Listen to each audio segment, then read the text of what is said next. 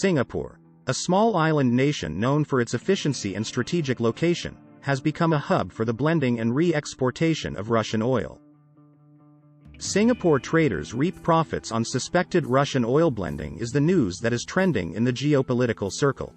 Demand for storage tank space in Singapore has soared as traders take advantage of cheap fuel supplies from Russia, mixing them with shipments from other sources. The process can help obscure the cargo's origin, a sign that a flood of Russian fuel is being blended and re-exported globally. The handling and trading of Russian fuel remain a sensitive issue in the region, with some buyers not wanting to be seen purchasing the cargo. Russian crude oil and fuel flows to Asia and the Middle East have surged since Moscow's war in Ukraine prompted Western buyers to turn away. These shipments have increasingly made their way to blending and redistribution hubs like Singapore and Fujairah in the United Arab Emirates, where they can be co-mingled, repackaged and re-exported globally. Singapore hasn't banned the import of Russian oil or petroleum products, although financial institutions based in the island state are prohibited from financing or dealing with Russian goods and companies. Tank space in the city-state is being snapped up due to a rise in interest and profits from mixing cheap fuel supplies from Russia with shipments from other sources. The increased Russian naphtha arriving in Singapore's tanks are likely to be re-exported to markets in Northeast Asia, said Arman Ashraf, global head of natural gas liquids at industry consultant FGE, based in Singapore. It's likely that hubs such as Singapore will play an even bigger role in the redistribution of Russian fuel in the coming weeks. A rising tide of naphtha and fuel oil has been discharged in Singapore onshore tanks. December 2022 saw 4 million barrels, significantly higher compared to the previous year.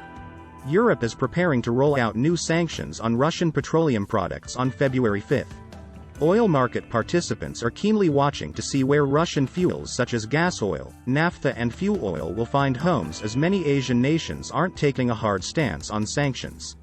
Advario, Jurong Port, Horizon, and Royal Vopak operate commercial tanks in Singapore. A 6-month lease for Singapore fuel oil or crude oil storage rose by as much as 17% to 20% in costs over the course of last year, said executives from tank operator firms. Ship tracking data by Vortexa showed that Singapore oil receiving terminals took in more than double the volume of Russian naphtha and fuel oil in December 2022 as compared to a year ago. The city-state received 2.6 million barrels of naphtha, nearly 40 times the volume taken a year earlier. The increased Russian naphtha arriving in Singapore's tanks are likely to be re-exported to markets in Northeast Asia.